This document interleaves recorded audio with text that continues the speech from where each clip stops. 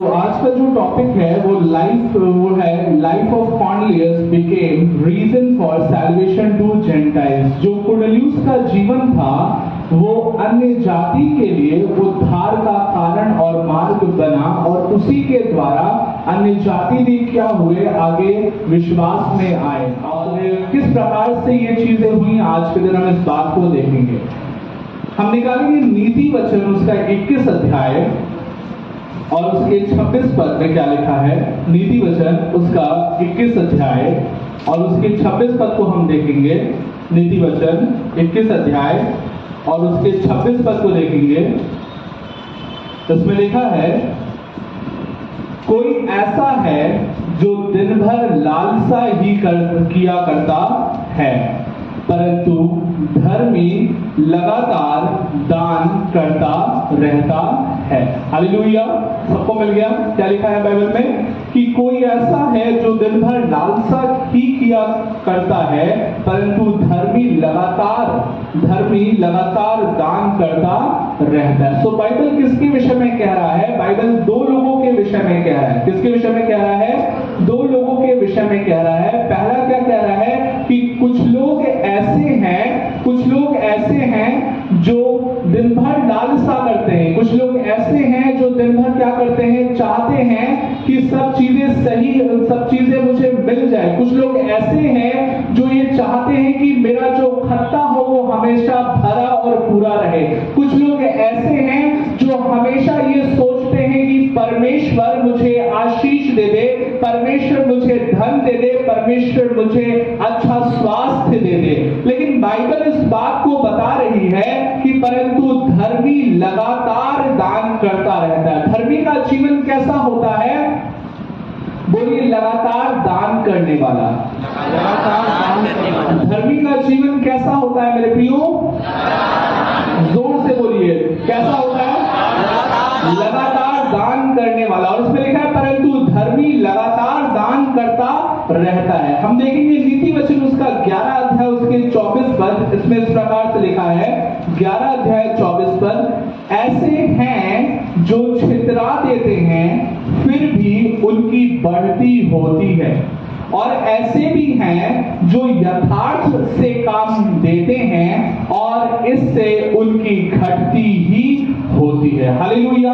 क्या लिखा है कि ऐसे हैं, मतलब कुछ लोग ऐसे हैं जो छितरा देते हैं। कुछ लोग दिल खोल करके परमेश्वर को दान दिया करते हैं। कुछ लोग अपने हृदय की गहराई से समर्पण करते हैं और धन के द्वारा समर्पण करते हैं और बहुतायत से बोते हैं।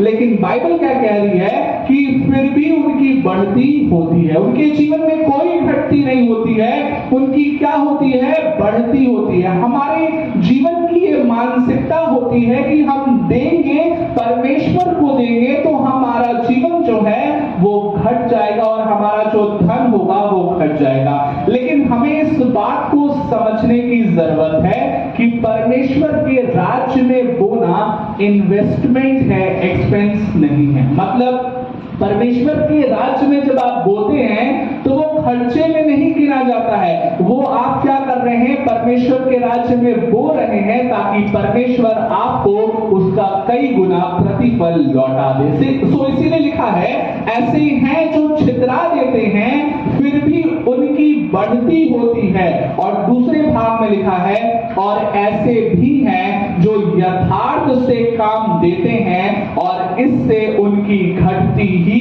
होती है। लेकिन बाइबल क्या कह रहा है कि ऐसे भी हैं जो यथार्थ से कम देते हैं। यथार्थ मतलब जैसा देना चाहिए, एक्चुअल में जैसा होना चाहिए उससे क्या करते हैं? कम। जो वाजिब है, जो सही है, उससे क्या करते हैं? कम देते हैं। जितना देना उचित है उससे क्या करते हैं? कम देते हैं, और इससे उनकी घटी ही होती है। सो मेरे प्रियो, हमें आज के दिन इस बात को सोचने की जरूरत है कि हम छितरा के बढ़ती पाना चाहते हैं या हम जितना उचित है उससे कम दे करके अपने जीवन में घटती पाना चाहते हैं। कई बार मेरे प्रियो हमारे जीवन में ऐसा होता है कि हम जब परमेश्वर के राज्य में नहीं देते हैं तो हमारी घटती होती है, और इसीलिए मैं इस बात को आप में से हर एक को कई बार सिखाता हूं कि परमेश्वर को पहला स्थान दीजिए। चाहे वो बोने की बात हो, अपने कमाई का हिस्सा परमेश्वर को दीजिए। परमेश्वर आपसे जितना वादा किया है, जितना अगुवाई किया है, चाहे वो 10% हो, चाहे वो 15% हो, चाहे वो 20% हो, और उससे ज्यादा जितना परमेश्वर आपसे अगुवाई करता है। तो हमें इस बात को समझना है कि अगर हम देंगे, अगर हम बोएंगे, अगर हम छितराएंगे परमेश्वर के राज्य के लिए, तो हमें घटती नहीं होगी, परंतु हमें क्या होगी? बढ़ती होगी। लेकिन अगर हम जितना उचित है उससे कम बोएंगे, तो परमेश्वर हमारे जीवन में हम क्या देखेंगे?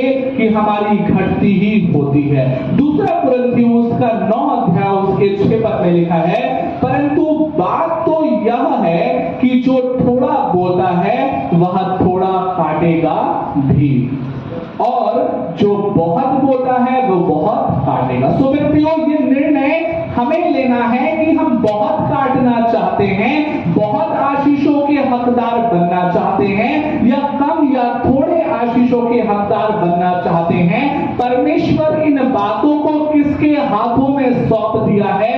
आपके हाथों में सौंप दिया। किसके हाथों में सौंपा है? हमारे हाथों। बोलिए, हमारे हाथों में। सो अगर हम छितरा के देंगे तो हमारी बढ़ती होगी, और यथार्थ जितना उचित है उतना देंगे या उससे कम देंगे तो क्या होगी? हमारी घटती होगी। लेकिन जब हम कुरनेलियुस के जीवन को देखते हैं मेरे प्रियो, तो उनके जीवन में एक अद्भुत बात मैंने पाई है, और आज के दिन हम कुरनेलियुस के जीवन से मनन करेंगे कि क्या वो यथार्थ से कम देता था? क्या वो अपने जीवन में लगातार दान किया करता था? क्या वो छितरा देता था? क्या वो बहुतायत से परमेश्वर के राज्य में बोता था? इन बातों को हमें समझने की आवश्यकता है। कई बार मेरे प्रियो, हम ये सोचते हैं कि हमें परमेश्वर को देने से क्या लाभ होगा, लेकिन हम इस बात को भूल जाते हैं कि जो लगातार दान देता है वो धर्मी है। हम इस बात को भूल जाते हैं कि हम जब परमेश्वर को देना होता है तो हम कैलकुलेशन करते हैं, लेकिन जब परमेश्वर से लेना होता है तो हम परमेश्वर से हमेशा और परस्पर मांगते हैं। हमें इस बात को समझने की जरूरत है कि जिसके हृदय में ये सोच है कि मुझे परमेश्वर को देना है, वो व्यक्ति धर्मी है। लेकिन जो ये सोच रहा है कि परमेश्वर को देके क्या होगा, क्या होगा उस धन का जो परमेश्वर को बोया जाएगा? हमारे पास बहुत खर्चे हैं, हमारे पास पूरा परिवार के खर्चे हैं, हम परमेश्वर को अभी नहीं दे सकते। जब हमारे पास और होगा तब हम परमेश्वर को देंगे। ये सोच जो है वो धर्मी की सोच नहीं है।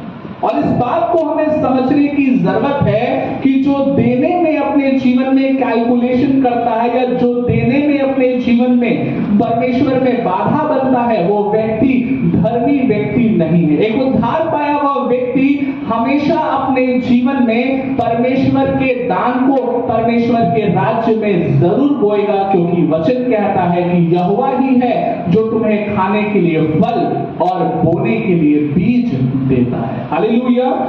क्या आप समझ पा रहे हैं इस बात को? मेरे बात को मेरे प्रियो समझना बहुत जरूरी है कि क्या हम परमेश्वर को किस मनसा से दे रहे हैं, और क्या हम कंजूसी के साथ दे रहे हैं? क्या हम अपनी मुट्ठियों को बंद करके दे रहे हैं? क्या हम नाप तौल के दे रहे हैं? क्योंकि जो जितना बोएगा वो उतना ही क्या करेगा? काटेगा। मेरे प्रियो, इस बात को हमें आज के दिन समझने की आवश्यकता है कि जो जितना बोएगा वो क्या करेगा? उतना काटेगा। और अगर हम कुरनेलियुस के जीवन को देखें तो उसमें लिखा है, प्रेरितों 10 अध्याय हम निकालेंगे, और आज के दिन हम कुरनेलियुस के जीवन को समझेंगे कि कैसे कुरनेलियुस का जीवन जो था वो परमेश्वर के लिए धर्मी ठहरा। हम निकालेंगे प्रेरितों का काम उसका 10 अध्याय, और उसके पहले पद से हम देखेंगे,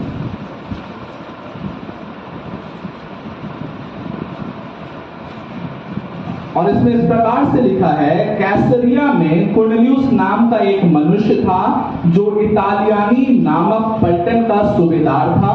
वह भक्त था। दूसरे पद में क्या लिखा है? बाइबल बता रही है कि वह कौन था? वह भक्त था, अर्थात वो कौन था? वो धर्मी था। और उसमें लिखा है और अपने सारे घराने समेत परमेश्वर से डरता था। किससे डरता था? अपने सारे घराने समेत परमेश्वर से डरता था। वो यहूदी नहीं था, उसका उद्धार नहीं हुआ था, लेकिन तब भी वो क्या करता था? परमेश्वर से डरता था। और उसमें लिखा है और यहूदी लोगों को बहुत दान देता था और बराबर परमेश्वर से प्रार्थना करता था। सो कुरनेलियुस के जीवन में दो बहुत अच्छी बात थी, और वो तो बहुत अच्छी बात क्या थी कि वो यहूदियों को क्या करता था? बहुत दान देता था और बराबर परमेश्वर से प्रार्थना करता था। अब यहूदियों को दान देने का मतलब ये है मेरे प्रियो कि यहूदियों के परमेश्वर के लिए क्या करता था? वो दान दिया करता था और बहुत प्रार्थना करता था। तो हमें इस बात को समझने की जरूरत है कि कुरनेलियुस का जीवन में दो प्रमुख बातें थी, और वो दो प्रमुख बातें क्या थी? पहली बात जो थी कि वो बहुत दान दिया करता था। कितना दान देता था? बहुत। बाइबल कह रही है केवल दान नहीं देता था, केवल ये नहीं कह रहा है कि वो दान दे देता था, ये नहीं कह रहा है। बाइबल स्पष्ट इस बात को बता रही है कि बहुत दान दिया करता था, और मैं कह सकता हूं कि वो धर्मी था। वो लगातार दान देता था और अपने धन को परमेश्वर के राज्य के लिए छितरा देता था और बहुत बोता था वो। हालेलुया। क्या हमारा और आपका ऐसा स्वभाव है? या हम धन के टॉपिक पे जब आते हैं तो हम अपने हाथों की मुट्ठी को बंद कर लेते हैं? हमें इस बात को देखने की और समझने की आवश्यकता है कि हम कैसे बो रहे हैं। लेकिन बाइबल गवाही दे रही है, और जब बाइबल गवाही दे रही है तो उसका मतलब है परमेश्वर कह रहे हैं, और बाइबल में लिखा है, इसका मतलब परमेश्वर इस बात को मान लिए हैं और कहीं ना कहीं परमेश्वर को ये बात अच्छी लगी है। हालेलुया। और इसीलिए लिखा है कि यहूदी लोगों को बहुत दान देता और बराबर परमेश्वर से प्रार्थना करता था। तीसरे पद में लिखा है उसने दिन के तीसरे पहर के निकट दर्शन में स्पष्ट रूप से देखा कि परमेश्वर का एक स्वर्गदूत उसके पास भीतर आकर कहता है, हे कुरनेलियुस। उसने उसे ध्यान से देखा और डरकर कहा, हे प्रभु क्या है? उसने उसे कहा, तेरी प्रार्थनाएं और तेरा दान स्मरण के लिए परमेश्वर के सामने पहुंचे हैं। हालेलुया।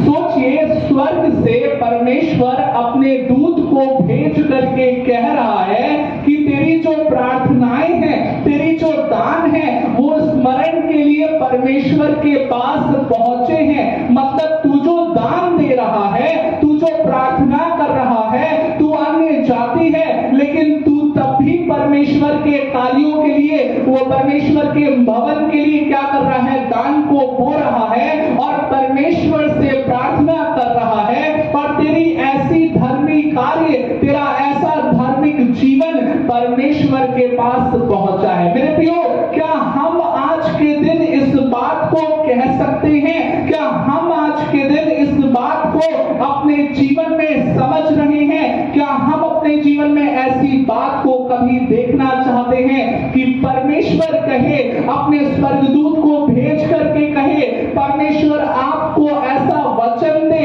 परमेश्वर पवित्र आत्मा के द्वारा अगुवाई करे, परमेश्वर अपने लोगों से कहे कि भाई कि बहन, कि जो तू दान देता है, जो तेरा प्रार्थना का जीवन है, वो परमेश्वर को बहुत भाता है। मेरे प्रियो, क्या हम ऐसे विश्वासी हैं?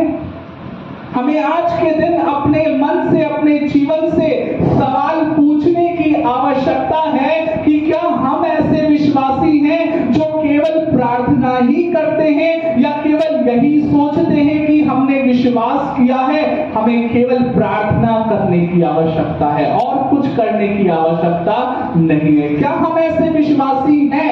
नहीं मेरे प्रियो, कई बार हमें इस बात को समझने की आवश्यकता है कि प्रार्थना जो है वो हम सभी को करने की आवश्यकता है, लेकिन अगर परमेश्वर के पास प्रार्थना और दान दोनों पहुंचा है तो दोनों हमें करने की आवश्यकता। सोचिए, अगर धन बोना आवश्यक नहीं होता तो परमेश्वर स्वर्गदूत को केवल यही बोल देता कि जाओ कुरनेलियुस से बोल दो कि तुम्हारी जो प्रार्थना है वो परमेश्वर परमेश्वर के पास पहुंची है। वो क्यों बोलता कि तुम्हारा जो प्रार्थनाएं हैं, तुम्हारे जो दान हैं, वो परमेश्वर के पास पहुंचा। मेरे प्रियो, अगर आप कहीं ना कहीं ये सोच रहे हैं कि हम विश्वास कर लेंगे और हम अपने जीवन में यथार्थ से कम दे देंगे, जितना उचित है उससे कम दे देंगे, तो इस गवाही को जो परमेश्वर ने कुरनेलियुस के जीवन में दिया है, वो गवाही हमारे जीवन में कभी नहीं आ पाएगी। वो परमेश्वर हो सकता है कि जब कुरनेलियुस स्वर्ग में जाए तो उसके पीठ को थपथपाए और कहे कि तू एक ऐसा व्यक्ति है जो नहीं जानता था यीशु को, लेकिन तब भी तूने क्या किया? प्रार्थनाएं किया और दान दिया। तो यहोवा परमेश्वर और यहूदियों को क्या किया करता था? दान दिया करता था। मेरे प्रियो, क्या हमारी ऐसी सोच है? और इसीलिए मैं कह रहा हूं आपसे कि जो धर्मी होता है वो लगातार दान करता है। वो ये नहीं सोचता है कि अभी तो दिए थे, वो ये नहीं सोचता है कि इस महीने तो दिए थे, अब अगले महीने नहीं, उसके अगले महीने देगा। वो कैलकुलेशन करके नहीं देता है। और इसका मतलब ये है कि हमें परमेश्वर के राज्य में प्रार्थना किसके साथ करना है?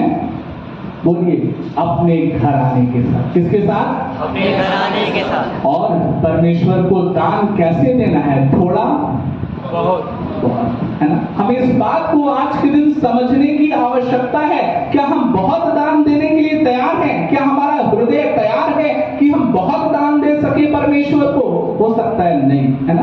सो आज के दिन हमें तैयार करना है, क्योंकि स्वर्गदूत गवाही दे रहा है। 5 पद इसमें लिखा है, और अब याफा में मनुष्य भेजकर शमौन को, जो पतरस कहलाता है, बुलवा ले। और वह शमौन चमड़े का धंधा करने वाले के यहाँ अतिथि है, जिसके घर पर समुद्र के किनारे हैं। हालेलुया। सो क्या कह रहा है? स्वर्गदूत दर्शन दे करके कुरनेलियुस को क्या कह रहा है कि पतरस जो शमौन जो पतरस कहलाता है, उसको क्या कर? अपने घर में बुलवा ले। हालेलुया। क्या संदेश मिला? 2 संदेश मिला कि तेरी प्रार्थना और तेरी दान क्या है? ग्रहण है, ग्रहण योग्य है। और जो शमौन पतरस कहलाता है, उसको अपने घर पर बुलवा ले। 2 संदेश उसको मिला। और वैसा ही कुरनेलियुस क्या करता है? वो वैसा ही करता है। लेकिन जब हम 9 पद को देखेंगे, प्रेरितों का काम 10 अध्याय 9 पद, उसके ऊपर लिखा है पतरस का दर्शन। क्या लिखा है? पतरस का दर्शन। हम देखेंगे 11 पद में, उसने देखा, मतलब पतरस ने देखा कि आकाश खुल गया और एक पात्र बड़ी चादर के समान चारों कोने में लटकता हुआ पृथ्वी की ओर उतर रहा है, जिसमें पृथ्वी के सब प्रकार के चौपाई और रेंगने वाले जंतु और आकाश के पक्षी थे। उसे एक ऐसा शब्द सुनाई दिया, हे पतरस, उठ, मार और खा। परंतु पतरस ने कहा, नहीं प्रभु, कदापि नहीं, क्योंकि मैंने कभी कोई अपवित्र या अशुद्ध वस्तु नहीं खाई है। सो पतरस को एक दर्शन मिल रहा है, और दर्शन क्या मिल रहा है कि वो एक बड़ी सी चादर को देखता है, और उस चादर पे क्या है? बहुत सारे जानवर हैं। और परमेश्वर का क्या संदेश मिलता है कि उठ, इसको मार और खा। लेकिन पतरस क्या बोलता है कि मैं किसी अपवित्र वस्तु को नहीं खाऊंगा। फिर परमेश्वर क्या कह रहा है? इसमें लिखा है 15 पद, फिर दूसरी बार उसे शब्द सुनाई दिया, जो कुछ परमेश्वर ने शुद्ध ठहराया है, उसे तू अशुद्ध मत कह। सो परमेश्वर का संदेश क्या मिल रहा है कि जो कुछ मैंने शुद्ध ठहराया है, तू उसे अशुद्ध न कहे। और इस बात के विषय में बाइबल इस बात को बताती है, जब आप पूरा प्रेरित 10 अध्याय को पढ़ेंगे तो बाइबल बताती है कि इस दर्शन का मतलब पतरस को समझ में नहीं आ रहा था। वो नहीं समझ पा रहा था कि इसका क्या मतलब है, परमेश्वर क्या कहना चाहते हैं। वो इस बात को नहीं समझ पा रहा था। लेकिन जब हम देखेंगे 19 पद से, तो 19 पद में लिखा है, पतरस तो उस दर्शन पर सोच ही रहा था कि आत्मा ने उससे कहा, देख, 3 मनुष्य तेरे खोज में हैं। अतः उठकर नीचे जा और निसंकोच उनके साथ हो ले, क्योंकि मैं ही ने उन्हें भेजा है। हालेलुया। सो बाइबल क्या बता रही है कि पतरस सोच रहा था कि इस दर्शन का मतलब क्या है, लेकिन परमेश्वर इस बात की अगुवाई किया, पवित्र आत्मा इस बात की अगुवाई पतरस को किया कि 3 मनुष्य तुझे ढूंढने के लिए नीचे आए हैं और तू उनके साथ निसंदेह हो ले। और जब वो उनके साथ हो लेता है तो बाइबल बताती है यहाँ पे, जब हम देखेंगे 23 पर, तो उसमें लिखा है कि तब उसने उन्हें भीतर बुलवाकर उनकी पहुनाई की। दूसरे दिन वह उनके साथ चला गया और याफा के भाइयों में से कुछ उसके साथ हो लिए। 24 पर, दूसरे दिन वे कैसरिया पहुंचा और कुरनेलियुस अपने कुटुंबियों और प्रिय मित्रों को इकट्ठा करके उनकी बाट जो रहा था। सो बाइबल ये बता रही है कि कुरनेलियुस को स्वर्गदूत ने बोला था कि पतरस को अपने घर बुलवा ले, और कुरनेलियुस ने क्या किया, अपने सेवकों को भेजा ताकि पतरस को बुला सके। जब पतरस को पता चला कि लोग मुझे बुलाने आए हैं, तो आत्मा की अगुवाई को प्राप्त करके वो उनके साथ चला गया। लेकिन बाइबल क्या बता रही है, बहुत अच्छी बात, कि कुरनेलियुस क्या कर रहा था, अपने कुटुंबियों के साथ, अपने मित्रों के साथ, अपने जानने वालों के साथ पतरस का इंतजार कर रहा है। मेरे प्रियो, ये बात सोचने की है और समझने की है कि जब आप अपने घर में मीटिंग रखते हैं तो क्या आप पहले से तैयार रहते हैं, या परमेश्वर के जन के जाने के बाद सारी तैयारी होती है। कई बार ऐसा होता है कि हम इंतजार नहीं करते, लेकिन कुरनेलियुस का जीवन क्या था, वो तैयारी करके सबको बुलवा करके, जिसको बुलाना था पहले से बुला करके वो क्या कर रहा था, इंतजार कर रहा था। लेकिन हमें इस बात में अपने जीवन को जांचने की जरूरत है। 25 पर, जब पतरस भीतर आ रहा था तो कुरनेलियुस ने उससे भेंट की और उसके पांव पर गिरकर उसे प्रणाम किया, परंतु पतरस ने उसे उठाकर खड़ा हो, और मैं भी तो मनुष्य हूं, और उसके साथ बातचीत करता हुआ भीतर गया। और बहुत से लोगों को इकट्ठा देखकर उसने कहा, तुम जानते हो कि अन्य जाति की संगति करना या उसके यहाँ जाना यहूदी के लिए अधर्म है, परंतु परमेश्वर ने मुझे बताया है कि किसी मनुष्य को अपवित्र या अशुद्ध ना कहूं, इसीलिए मैं जब बुलाया गया तो बिना कुछ कहे चला आया। सो बाइबल क्या बता रही है कि जो दर्शन पतरस को मिला था, वो दर्शन किसके लिए था, क्योंकि पतरस जो थे और बाकी कुछ प्रेरित जो थे, वो इस बात के लिए सोचते थे और बहुत कट्टर थे कि मैं यहूदियों के बीच में ही प्रचार करूंगा। और पतरस का यह मानना था कि अन्य जातियों के लिए यीशु मसीह जो है वो क्रूस पर नहीं बलिदान हुआ। उसका मानना था कि यहूदियों के लिए ही क्या था, यीशु मसीह क्रूस पर बलिदान हुआ। लेकिन जो दर्शन ये पतरस को मिला, उससे ये बात स्पष्ट हो जाती है, और पतरस स्वयं कहता है कि ये जो सुसमाचार है, ये जो परमेश्वर का बलिदान है, वो किसके लिए है, वो सबके लिए है, क्योंकि मैंने जिसको शुद्ध ठहराया तुम उसको अशुद्ध मत कहो। हालेलुया। क्या आप समझ पा रहे हैं इस बात को? और इसीलिए बाइबल ये बता रही है कि पतरस जो है वो कुरनेलियुस के घर में गया, क्योंकि कुरनेलियुस जो था वो अन्य जाति था, और उसके घर में जाना यहूदियों के लिए पहले पाप था। और अब क्या है, यीशु मसीह जब परमेश्वर का दर्शन पतरस को मिलता है, उसके बाद वो इन सारी बातों को किया करता है। और उसमें लिखा 30 पद में, कुरनेलियुस ने कहा, इसी घड़ी पूरे 4 दिन हुए मैं अपने घर के तीसरे पहर प्रार्थना कर रहा था, तो देखो एक पुरुष चमकीला वस्त्र पहने हुए मेरे सामने आ खड़ा हुआ और कहने लगा, हे कुरनेलियुस, तेरी प्रार्थना सुन ली गई है और तेरा दान परमेश्वर के सामने स्मरण है। इसलिए किसी को याफा भेजकर शमौन, जो पतरस कहलाता है, बुला। वह समुद्र के किनारे शमौन चमड़े का धंधा करने वाले के घर में अतिथि है। तब मैंने तुरंत तेरे पास लोग भेजे और तूने भला किया जो आ गया। अब हम यहाँ परमेश्वर के सामने हैं, ताकि जो परमेश्वर ने मुझसे कहा है उसे परमेश्वर ने तुझसे कहा है उसे सुने। तो बाइबल क्या बता रही है कि 4 दिन पहले ये बात घटित तो हुई थी और कुरनेलियुस अपने घराने, अपने कुटुंबियों, अपने मित्रों के साथ इकट्ठा था और इकट्ठा रहने के साथ साथ वो क्या कह रहा है कि मैं इंतजार कर रहा हूं कि परमेश्वर ने जो तुझसे कहा है उसे मैं सुनूं। क्या आज के दिन में हम इंतजार कर रहे हैं? क्या आज के दिन में हम ये सोचते हैं, ये बाट जोड़ते हैं कि रविवार को जो वचन सुनाया जाएगा उसके लिए हम सजग रहें? क्या हम इस विषय के लिए प्रार्थना करते हैं कि रविवार को जो वचन दिया जाएगा उसके विषय में हम आज के दिन सोचें और उसके लिए हम इंतजार करें और प्रार्थना करें? क्या हमारा जीवन ऐसा है? 34 पद में बाइबल बता रहा है, तब पतरस ने कहा, अब मुझे निश्चय हुआ कि परमेश्वर ने किसी का पक्ष नहीं करता, वरन हर जाति में जो उससे डरता है और धर्म का काम करता है वह उसे भाता है। और तो पतरस क्या कर रहा है, सिंपल तरीके से इस बात को क्लैरिफाई कर रहा है, बता रहा है कि परमेश्वर किसी का पक्षपात नहीं करता है। वो सारे लोग उसको भाते हैं जो धर्म से चलते हैं और परमेश्वर के अनुसार जीवन बिताते हैं। और 39 पद को हम देखेंगे क्या लिखा है, हमने सब कामों के गवाह हैं जो उसने यहूदिया के देश और यरूशलेम में किए हैं और उन्होंने उस काठ पर लटकाकर मार डाला, उसको परमेश्वर ने तीसरे दिन जिलाया और प्रकट भी कर दिया। सो मेरे प्रियो, जो लोग कुरनेलियुस के साथ इकट्ठे थे उनको पतरस ने क्या किया, पहली बार सुसमाचार प्रचार किया। क्या किया? बोलिए, पहली बार क्या किया?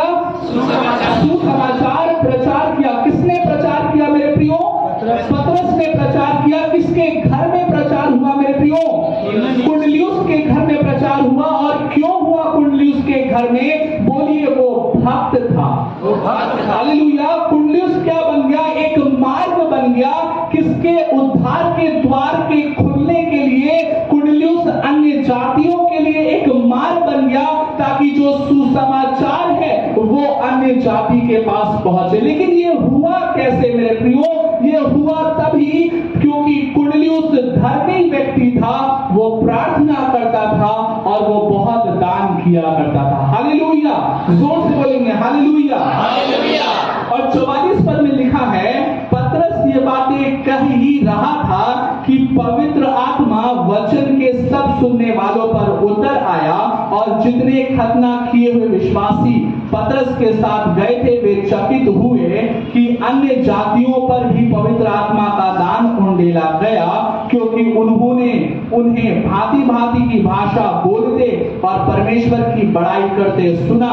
इस पर पतरस ने कहा, क्या कोई जल की रोक कर सकता है कि ये बपतिस्मा न पाए जिन्होंने हमारे समान पवित्र आत्मा पाया है? और उसने आज्ञा दी कि उन्हें यीशु मसीह के नाम से बपतिस्मा दिया जाए। तब उन्होंने उससे विनती की, वह कुछ दिन और उनके साथ रहे। हालेलुया।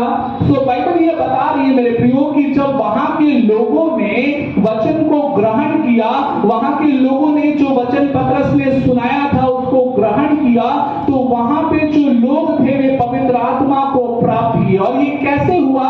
क्योंकि उन्होंने सुसमाचार को ग्रहण किया और वो एक ऐसा स्थान था जहां पर पहली बार अन्य जातियों में क्या हुआ, परमेश्वर के नाम का सुसमाचार प्रचार किया। मेरे प्रियो, कुरनेलियुस क्या बन गया? कुरनेलियुस एक माध्यम बन गया। हो सकता है कि परमेश्वर हमें और आपको माध्यम बनाना चाहता है। क्या आप माध्यम बनना चाहते हैं? क्या आप माध्यम बनना चाहते हैं कि कई लोगों के जीवन का उद्धार हो जाए? क्या आप माध्यम बनना चाहते हैं कि आपके रहने वाले स्थान के लोग, जो आसपास के आपके लोग हैं, वो उद्धार को प्राप्त कर ले? क्या आप माध्यम बनना चाहते हैं कि आपके गांव के लोग, आपके जगह के लोगों का उद्धार पर हो जाए और वो आपके द्वारा हो जाए? सो इस बात को करने के लिए आपको कुरनेलियुस के जीवन को कॉपी करना पड़ेगा। आपको ये बात जो कुरनेलियुस के जीवन में था उसको अपने जीवन में लागू करना होगा कि आपको अपने घराने समेत, हालेलुया, आपको अपने घराने समेत परमेश्वर परमेश्वर पर विश्वास करना होगा, प्रार्थना करना होगा और परमेश्वर के लिए धन के द्वारा भी समर्पित होना होगा। सोचिए मेरे प्रियो, उसका प्रार्थना करना, उसका दान देना इतना महिमामय हो गया कि आज हम और आप जो बैठे हैं वो किसके द्वारा बैठे हैं? कुरनेलियुस के द्वारा ही बैठे हैं। हम और आप यहां नहीं बैठे होते जब कुरनेलियुस के घर में प्रचार नहीं होता, और वहीं से क्या हुआ, अन्य जातियों में प्रचार फैलने लगा और अन्य जातियों के बीच में भी परमेश्वर के नाम का सुसमाचार सुनाया जाने लगा। सो मेरे प्रियो, आप आज के दिन अगर चाहते हैं कि परमेश्वर आपके जीवन से भारी और बड़ी महिमा को ले, अपना जीवन अनुशासित बनाइए, कुरनेलियुस के समान अपने जीवन को बनाइए, अपना जीवन प्रार्थना करने वाला बनाइए और अपना जीवन बहुत दान देने वाला बनाइए, ताकि आपके जीवन से आपको नहीं पता कि कौन सा बीज, आपको नहीं पता कौन सा दान, आपको नहीं पता कौन सी प्रार्थनाएं वो गहरे फल को उपजा देगी। और इसीलिए सभोपदेशक उसके 11 अध्याय और उसके 6 पद में देखिए क्या लिखा है। सभोपदेशक उसका 11 अध्याय और उसके 6 पद में देखिए क्या लिखा है। इसमें लिखा है, भोर को अपना बीज बो और सांझ को भी अपना हाथ न रो, क्योंकि तू नहीं जानता कि कौन सफल होगा, या यह या वह या दोनों अच्छे निकलेंगे। सो मेरे प्रियो, हमें क्या करना है? हमें भोर को भी प्रार्थना करना है, हमें सांझ को भी प्रार्थना करना है। हमें नहीं पता कि कौन सी प्रार्थना हमारे जीवन में बहुत तेरे लोगों के उद्धार का कारण बन जाएगा। अगर आप उद्धार का द्वार बनना चाहते हैं मेरे प्रियो, तो आज के दिन आपको प्रार्थना का जीवन बनाना पड़ेगा। आपको आज के दिन इस बात को कॉपी करना पड़ेगा जो कि कुरनेलियुस का जो जीवन था, वो शाम को भी प्रार्थना करता था, वो भोर को भी प्रार्थना करता था। उसका जीवन जो था वो प्रार्थना करने वाला था और उसका जीवन क्या था?